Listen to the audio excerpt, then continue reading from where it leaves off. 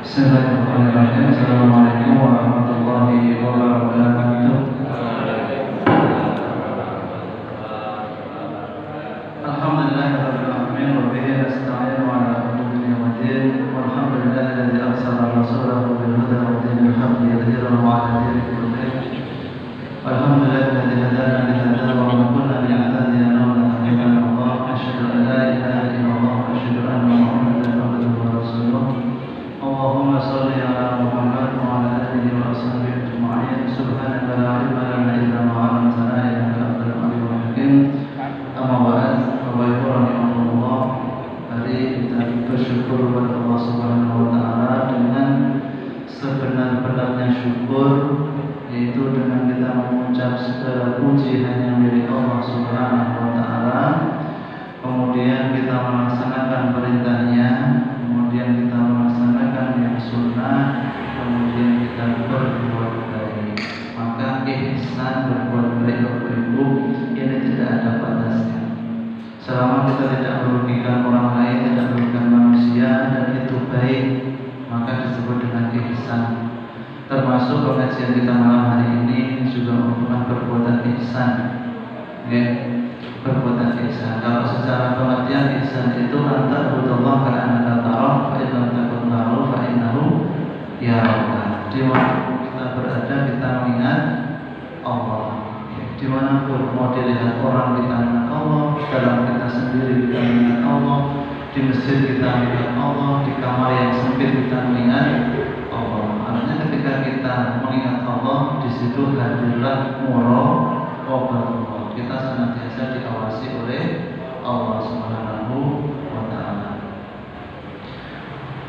Salawat dan salam senantiasa kita berikan kepada Rasul kita Nabi Muhammad sallallahu alaihi wasallam, yang mana telah menuntun kita dari zaman kegelapan menuju cahaya yang terang, dari zaman kegembiraan yang semu kepada kegembiraan yang hakiki, kepada zaman yang tidak dipenuhi dengan ilmu dan menuju zaman yang penuh dengan keilmuan, dari zaman yang orang belum tahu akhlak, tidak tahu ilmu, kepada orang yang paham dengan ilmu. Maka ini semua rahimahullah dari tuntunan Nabi Muhammad sallallahu alaihi wasallam. Maka ketika sudah datang peringatan, sudah datang tuntunan, kok kita tidak berilmu, artinya kita kembali ke zaman jahiliyah. Kalau sudah datang tuntunan, sudah datang petunjuk, kok kita masih di masa kegelapan, artinya kita kembali ke masa jahiliyah. Masanya sudah berubah, tapi mental kita masih mental jahiliyah. Mental jahiliyah itu apa? Iya. Datangnya bukti-bukti, datangnya ilmu, dia tetap iya. Ya, maka zamannya sudah dirubah oleh Allah bersama Rasulnya, akan tetapi kita manusianya masih mengikuti apa kata nenek moyang kita. Maka kita akan masuk Bapak Ibu di tahun baru Islam yang insya Allah jatuh pada hari Rabu tanggal 19 Juli. Terus kira 1 Muharram. Nah ini kalau Januari mungkin dari awal Desember menjelang sudah ngen-ngen gitu. Dari Desember awal sudah ngen akan kita jumpai tahun baru Masehi. Tapi jangan sampai kita lupa di situ ada tahun baru Islam. Siapa Bapak Ibu yang sudah ngen-ngen tahun baru Islam besok jatuh di hari Rabu tanggal 19? Sampun besok? Ya, artinya itu kaitannya dengan puasa Asyura. Itu kaitannya dengan puasa Asyura. Maka tahun ini juga akan terasa cepat ya Bapak Ibu. Tahun ini akan terasa cepat karena besok panjenengan puasa Asyura taruhlah ya. Kemudian berikutnya besoknya lagi sudah puasa Asyura lagi. Kalau Arafahnya ini ada 2 kali, maka Asyuranya ada 2 kali. Kan ada. Kalau kemarin puasa Arafahnya itu ada yang di hari Rabu dan Kamis, Rabu sudah sudah 10 dan 9 sudah sholat Id ya. Berarti tanggal 8 dan 9 Arafahnya. Maka Asyuranya besok ada yang puasa di hari Jumat, ada di hari Sabtu. Karena 10 Muharramnya insya Allah kalau saya tidak salah jatuh di hari Jumat. Ya, ini Asyuranya. Kemudian rahimahullah, 1 Muharram ini kalau di kita di Jawa itu sebutannya Suro.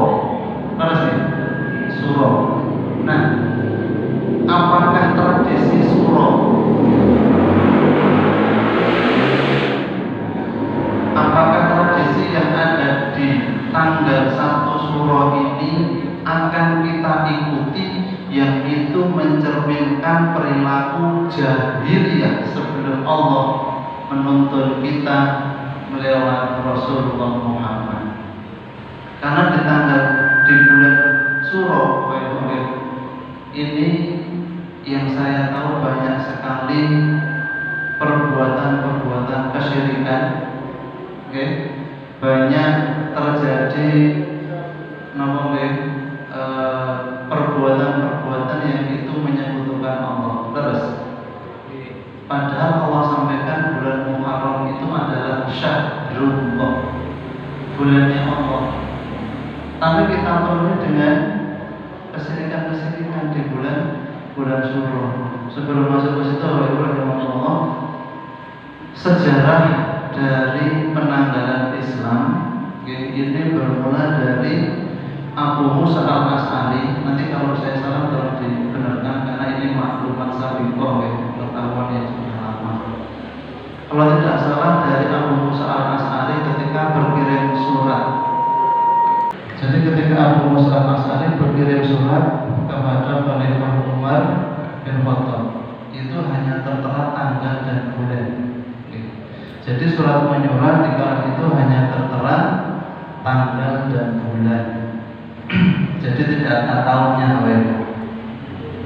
Kemudian dari usulan Abu Musa al-Asy'ari kepada Umar bin Khattab, maka Umar bin Khattab meminta bantuan kepada Ali bin Abi Thalib, Abdurrahman bin Auf, dan bersama teman-teman yang lain, bersama sahabat yang lain untuk menyepakati awal dari kalender Hijriah. Ini ada usulan kalender Hijriah kita mulai dari lahirnya Rasulullah, dari lahirnya, itu usulan yang pertama. Kemudian diawali dari diangkatnya Nabi Muhammad menjadi Rasul. Kemudian diawali dari wafatnya, kan gitu. Kemudian diawali dari peristiwa yang luar biasa, yaitu hijrah, perpindahan dari Makkah ke Madinah, dan itu bertepatan pada tanggal 622 Masehi. Jadi ketika hijrah itu Bapak Ibu, yuswanipun Nabi Muhammad berapa? Umur Nabi Muhammad di umur ke, kalau lahirnya 571 Masehi, kita 571 Masehi itu lahirnya Nabi Muhammad, kita bertepatan dengan tahun.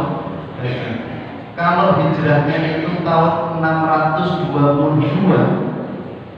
itu berarti yuswanipun Nabi Muhammad ketika hijrah itu kurang lebih 51 tahun.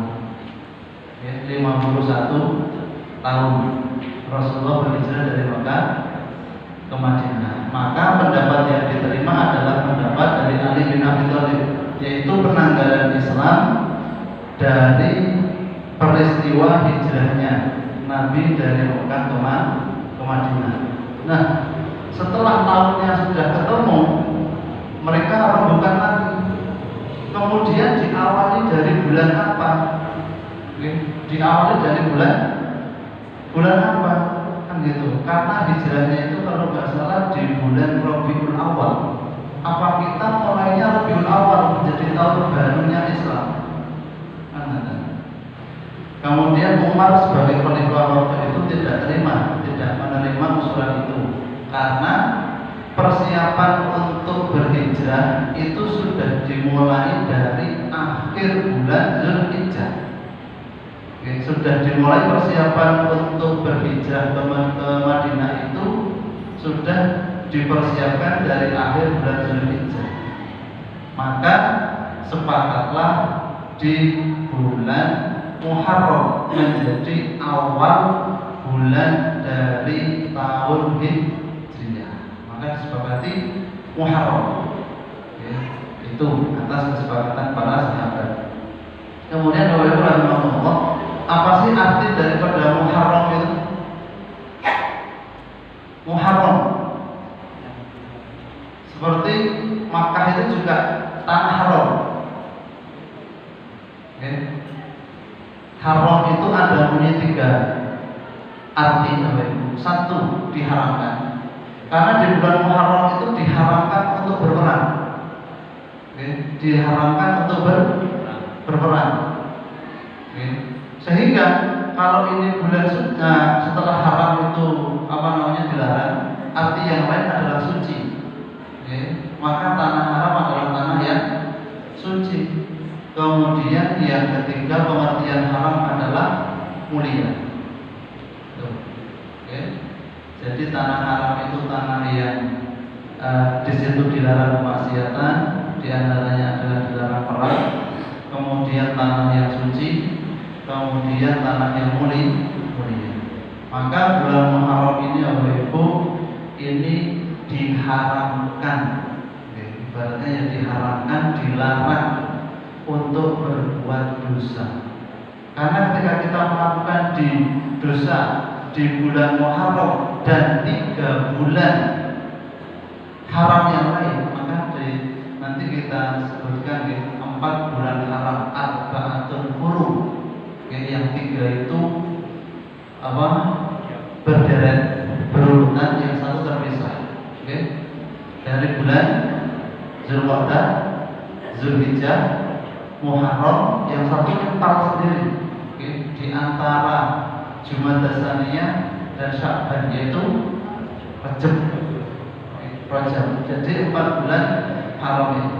Maka Bapak Ibu, ketika kita melakukan kemaksiatan dosa di bulan-bulan 4, terutama di bulan 4 itu yang akan kita masuk di bulan Muharram, dan kita sekarang di bulan Zulhijjah, maka dosanya itu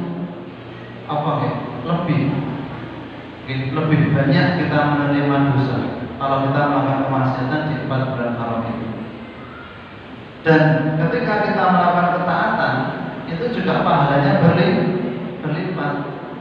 Pahalanya lebih banyak dibanding bulan yang lain. Ini dari sejarah penanggalan Hijriah, kemudian penentuan bulan awal dari tahun Qamariyah, yang disandarkan kepada bulan, dan keutamaan dari bulan Muharram. Sekarang kita masuk di materi Bapak Ibu. Dalam Al-Quran dan Al-Hadis menjelaskan bahwa dalam setahun terdapat 12 bulan, sebagaimana dijelaskan dalam surah At-Taubah ayat 36.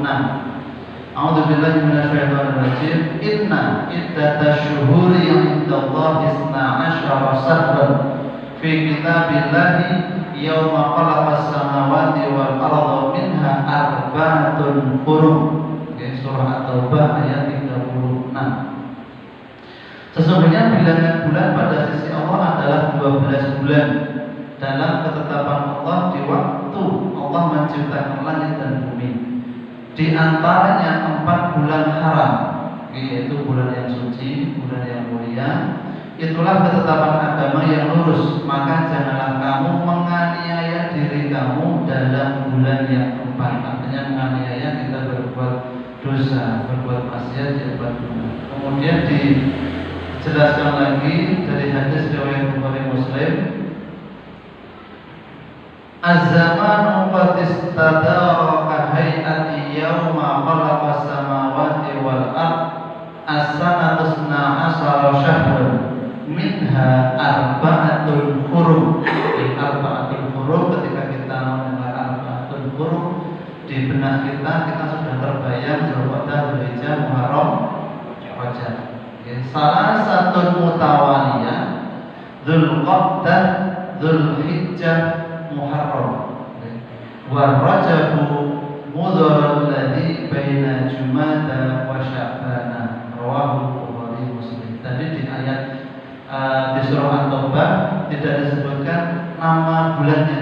Kemudian di hadis ini disebutkan secara terang, secara gamblang, yaitu Dzulqa'dah, Dzulhijjah, Muharram, kemudian Rajab. Setahun berputar sebagaimana keadaan sejak Allah menciptakan langit dan bumi. Satu tahun itu ada 12 bulan. Di antaranya ada 4 bulan suci, 3 bulannya berturut-turut, yaitu mutawaliyah, berturut-turut, yaitu Dzulqa'dah, Dzulhijjah, dan Muharram. Satu lagi adalah Rajab, di antara Jumadah Tsaniyah dan Sya'ban. Kalau di sini disebut Jumadah saja. Kalau kita ngafalkan itu kan Jumadah Ula, Jumadah Tsaniyah. Adapun nama 12 bulan yang dimaksud dalam Al-Quran dan Al-Hadis dalam kalender Hijrah Islam adalah, ini harus kita hafal ya. Kalau kita hafal Januari sampai Desember, maka kita harus hafal bulan-bulan yang disebutkan dalam Al-Quran dan Al-Hadis. Muharram, kemudian Syawal, kemudian Rabiul Awal, Rabiul Tsani, Jumadal Ula, Jumadah Tsaniyah, kemudian Rajab, Sya'ban, Ramadan, Syawal, Dzulqa'dah, Dzulhijjah. Maka di Muhammadiyah penanggalan surat-surat itu mengikuti Hijriah dan Masehinya di bawah, menyertainya. Maka pakai penanggalan Hijriah. Kemudian yang Masehi, yang Syamsiahnya mengikuti di bawahnya. Ini 12 bulan Bapak Ibu yang disebutkan dalam Al-Quran. Kemudian dari 12 bulan yang dijelaskan dalam Al-Quran di surah At-Taubah ayat 36 dan hadis, terdapat 4 bulan yang diutamakan, dimuliakan. Tadi kita sudah sebutkan arba'atun hurum, bulan yang 4 itu. Maka Bapak Ibu rahimahullah, untuk bulan-bulan yang 4 itu mari kita perhatikan betul-betul untuk ibaratnya mendapatkan tambahan bonus dalam kita berbuat baik, dalam kita mencari pahala. Karena sifatnya umat Islam, sifat kita itu ketika melihat kebaikan meskipun sedikit saja, itu kita kejar, apalagi banyak. Maka semangat kita ketika melihat kebaikan itu meskipun sedikit, itu kita kejar. Ya, jangan sampai sidik kemudian kita remehkan. Siapa tahu yang sedikit itu yang Allah terima. Ya. Dan jangan sampai menunda-nunda amal baik. Tahun ini bisa menjadi tahun baru. Ya, kalau Allah kita masih nyangka, maka ada kebaikan di depan mata kita, ayo segera niatkan. Maka Bapak Ibu rahimahullah, hari-hari kita setelah kita bangun, kita rencanakan, kita susun agenda itu yang tujuannya tidak hanya dunia tapi akhirat. Kira-kira hari ini saya mau sedekah berapa? Kira-kira hari ini saya mau memberi siapa? Karena sedekah itu tidak hanya terbatas kepada uang. Hari ini aku harus masak sayur ini, tak oke, tombol tak oke. Artinya itu kita rencanakan. Jangan sampai yang enak yang tak kayak yang enak yang murah. Nah, alangkah baiknya kalau kita merencanakan hidup di dunia, alangkah baiknya untuk bekal akhirat juga kita rencanakan. Maka seringkali kita mendengar kita mempersiapkan hidup di dunia itu dengan baik, tapi kita lupa mempersiapkan bagaimana cara mati dengan baik. Karena kita masih berlomba-lomba bagaimana saya bisa hidup itu dengan baik, tapi kita lupa bagaimana cara saya mati bisa dengan baik. Ini kadang yang kita lupakan. Maka Bapak Ibu rahimahullah, mari kesempatan ini yang Allah berikan lipatan-lipatan pahala kita kejar, kita gunakan sebaik-baiknya. Jangan sampai di akhir hayat kita, di akhir hayat kita tutup dengan syukur khotimah. Karena saat ini, kita hidup saat ini baru skor sementara. Kita baik itu baru sementara, kita nggak tahu besok kita akhir kita seperti apa. Ibaratnya kita main bola, ini belum habis waktunya. Selama kita masih hidup, skor kita itu masih sementara. Skor akhir itu kalau kita sudah disolatkan, itu skor akhir. Gitu. Maka penentuan kita bukan saat ini. Maka jangan merasa baik di hadapan orang lain, jangan mencela orang lain, karena skor kita masih sementara. Iso sing saiki menang, 10 menit berikutnya kan kalah. Kayak orang main bola itu loh. Kayak timnas Indonesia main bola sekarang unggul 1-0. 20 menit berikutnya bisa saja 2-1, sama dengan hidup kita. Saat ini kita belum akhir, skor kita masih sementara. Maka wahai rahimahullah, tawassul bil haqqi wa tawassul bis sabr. Semoga kita diberikan keistiqomahan dan kebaikan. Maka ketika ada kebaikan kejar. Ketika ada sedikit kemaksiatan hindari. Ada sedikit kemaksiatan hindari. Jangan kita beranggapan berprinsip maksiat konsidera kan dilakukan ya. Ini mumpung yang jangan sampai.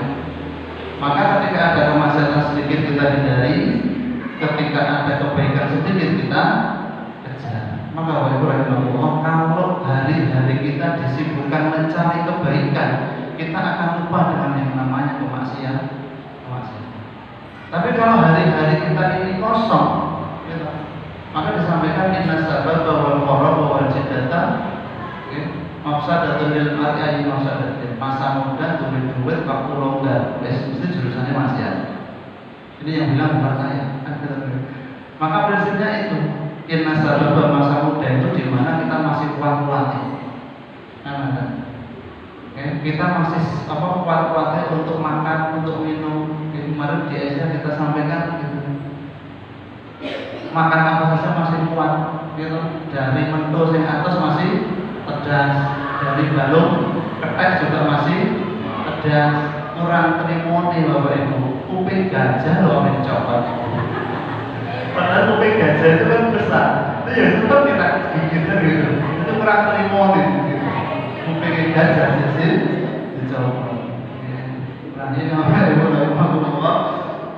Mari di bulan Muharram yang akan datang kita rencanakan.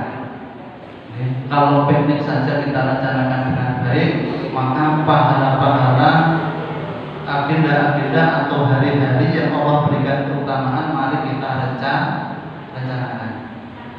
Maka bulan Muharram secara bahasa nama Muharram berasal dari kata haram yang artinya suci atau terlarang. Muharram artinya dimuliakan, diharapkan. Karena pada bulan Muharram diharapkan untuk melakukan perang. Sudah ya. Kemudian keutamaan bulan Muharram. Keutamaan bulan Muharram, 1. Bulan Muharram termasuk bulan haram. Tadi kita sampaikan termasuk dari arba'atul hurum. Termasuk arba'atul hurum.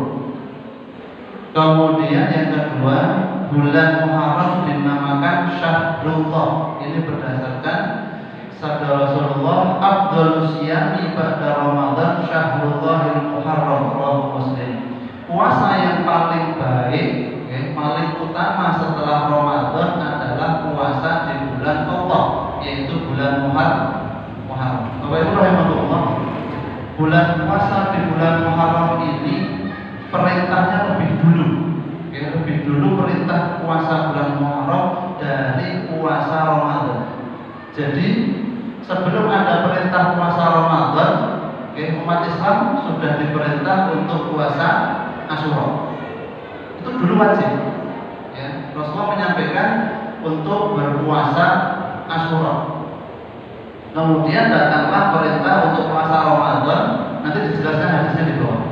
Kemudian puasa Asyura, kalau pengen puasa ya puasa, kalau nggak pengen puasa ya nggak apa-apa. Menjadi sunnah. Tapi sebelum datangnya perintah puasa Ramadan ini menjadi yang wajib. Maka perintah puasa Asyura itu datangnya sebelum perintah puasa Ramadan. Puasa Ramadan itu diperintahkan, disyariatkan pada tahun berapa Hijrah? 2 Hijrah. Setelah Rasulullah pindah ke Madinah 2 tahun baru diperintahkan puasa Ramadan. Itu bertepatan dengan pindahnya kiblat dari Baitul Maqdis Palestina ke Ka'bah. Itu bertepatan dengan itu. Kemudian kenapa bulan Muharram disebut dengan Syahrullah Bapak Ibu? Karena dinisbahkan, disandarkan kepada lafaz Allah seperti Baitullah. Masjid adalah Baitullah, Makkah itu adalah Baitullah. Baitullah artinya adalah rumah. Baitul itu rumah. Ketika setelah rumah itu ada kalimat Allah, maka dinisbahkan kepada Allah menjadi Baitullah, rumah Allah. Di sini Syahrul itu adalah bulan, ditambah Allah maka Syahrullah, ini bulan Allah. Ini Allah karena secara bahasa disandarkan kepada Allah, dan ini menunjukkan keistimewaan bulan Muharram. Seperti Mekah, Baitullah. Nah itu karena kemuliaan dari Makkah Al-Mukarramah, Masjidil Haram. Karena mulia maka dinisbahkan kepada Allah. Ya, Baitullah.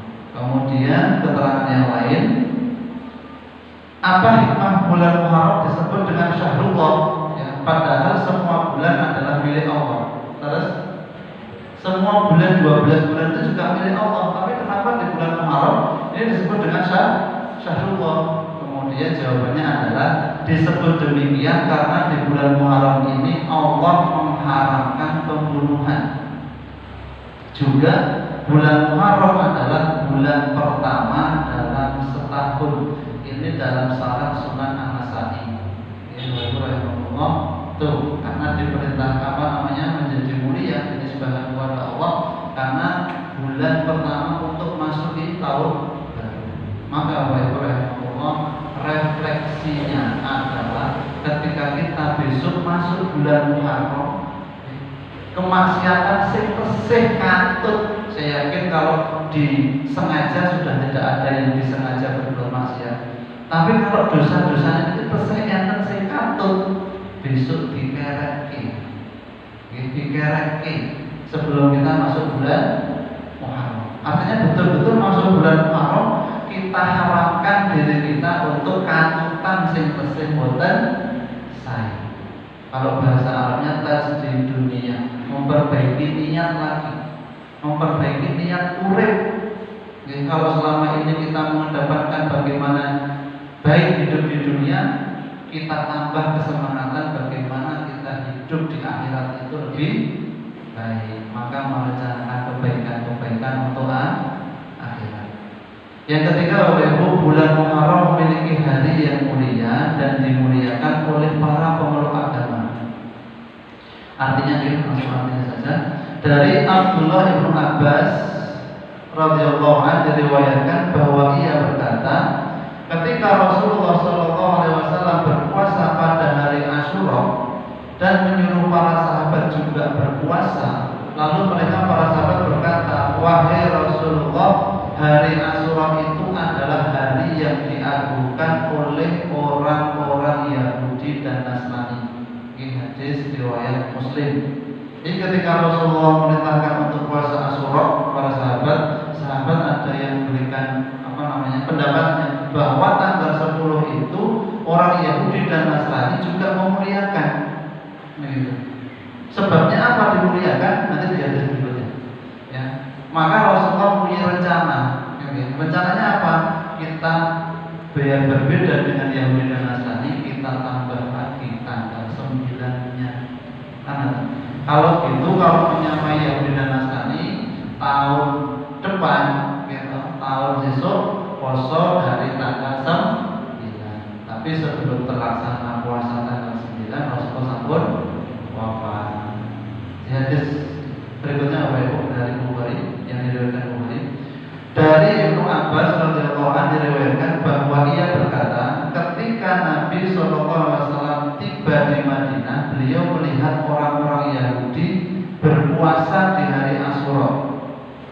Kemudian beliau bertanya, hari apa ini? Mereka menjawab, orang-orang Yahudi dan Nasrani menjawab, hari yang baik, hari di mana Allah menyelamatkan Bani Israel dari musuhnya, sehingga Musa pun berpuasa pada hari ini.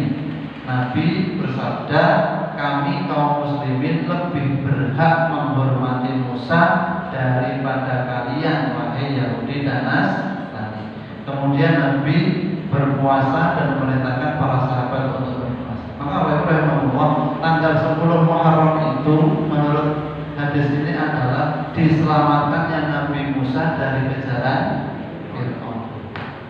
Itu tanggal 10 Muharram. Maka orang-orang Yahudi dan Nasrani mengatakan ini merupakan hari baik, ya, karena Musa dapat selamat dari kejaran Fir'aun. Maka Rasul mengatakan kalau untuk menghormati Musa maka kaum muslimin lebih berhak, lebih berhak untuk itu. Karena yang menyelamatkan Musa adalah Allah Subhanahu wa Ta'ala. Nah, kalau kita tambah lagi Ibu mendengar ceramahnya Zainuddin MZ itu di tanggal 10 Muharram itu diselamatkannya Nabi Ibrahim dari kobaran api. Tapi ini saya belum menemukan dari hadisnya. Yang ada di makalah ini hanya Nabi Musa diselamatkan dari kejaran Fir'aun. Nabi Ibrahim diselamatkan dari kobaran api. Nabi Nuh diselamatkan dari banjir. Kita Nabi Nuh diselamatkan dari banjir. Itu juga tanggal 10. Dan Nabi Nuh itu apa Ibu? Umur Nabi Nuh itu berapa? Pinter? 900-an. Ketika diperintah untuk buat kapal, Nabi Nuh berdialog kan gitu. Pakai apa ya maksudnya ya Allah untuk buat kapal? Pakai kayu. Kayunya dari mana ya Allah? Ya dari pohon. Pohonnya mana? Menanam. Maka berdakwah itu perlu kesabaran. Termasuk ketika Nabi Nuh berdakwah 10 tahun niku hanya dapat pengikut satu. Berdakwah 10 tahun pengikut tunggal. Ini jumlahnya berapa? Kalau taruhlah ini 50, berarti 50 orang per orangnya 10 tahun. Pinter nih. Ya, betul. Ya, 10 tahun pengikut siji. Ya, maka Mas Fajar lebih hebat berarti kan.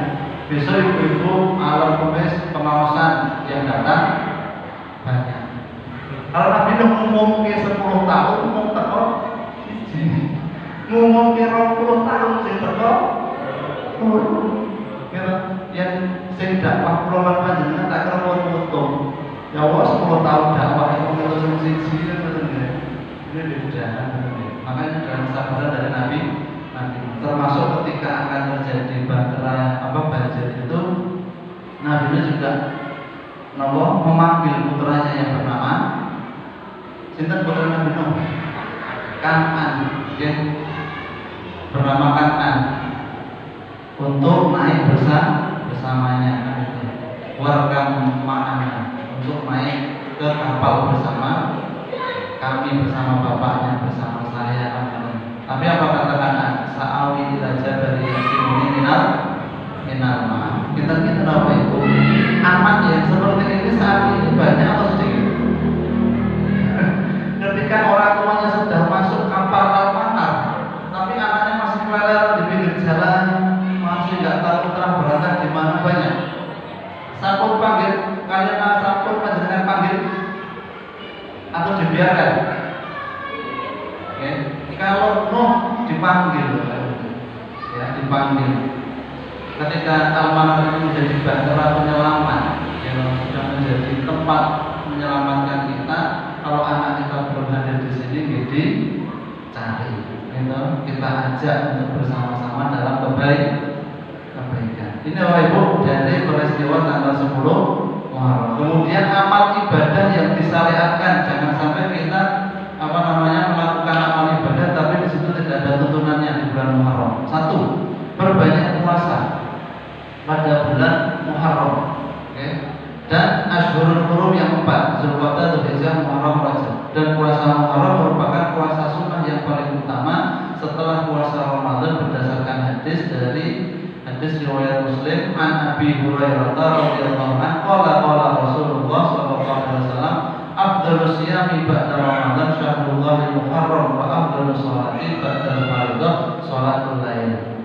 Puasa yang paling utama setelah Ramadan adalah puasa di bulan Allah, yaitu bulan Muharram, dan sebaik-baik ibadah setelah sholat fardu, sholat 5 waktu. Setelah itu tingkatannya adalah sholat malam. Setelah sholat fardu itu yang paling afdal, tingkatan berikutnya adalah sholat malam. Maka Allah Rasulullah merencanakan Senin Kemisnya dijaga syukur-syukur Daud. Tapi yang di Daud puasanya, jangan sholatnya. Dulu sejamangan sholat, asalnya dan kan maghrib sholat, saya dan maka yang di Daud adalah puasanya. Kemudian Yaumul Bid tanggal berapa? 13, 14, 15 setiap bulan Hijriah, bukan bulan Masehi. Mungkin Januari tanggal 14 lawan maka yang dipakai adalah kalender Hijriah. Kemudian puasa Asyura dan Tasyrik. Itu puasa Asyura itu dari kata Asra berarti 10. Kalau Tasyrik dari kata Tis'ah 9. 9 dan 10. Tadi yang kita sampaikan bahwa itu menyamai dari orang-orang Yahudi dan Nasrani, sehingga Rasulullah berkeinginan untuk melaksanakan puasa di tanggal 9, akan tetapi belum terlaksana. Rasulullah sudah wafat. Dan ini banyak hadis yang berkaitan dari puasa Asyura. Kita sampaikan juga Ana Aisyah radhiyallahu anha anna Quraisyan kana tasumu yaumal Asyura fi jahiliyah summa amara Rasulullah sallallahu alaihi wasallam bi siyami hatta furida Ramadan wa qala Rasulullah sallallahu alaihi wasallam man sa'a falyasumhu wa man sa'a afṭara. Muttafaqun alaih. Dari Aisyah diriwayatkan bahwa orang-orang Quraisy pada zaman jahiliyah melakukan puasa Asyura. Kemudian Rasulullah SAW memerintahkan agar melakukan puasa Asyura tersebut sehingga diwajibkan puasa Ramadan. Dan Rasulullah mengatakan barang siapa ingin melakukan puasa Asyura silakan, dan barang siapa yang tidak ingin melakukannya silakan berbuka. Ini setelah datang perintah puasa Ramadan.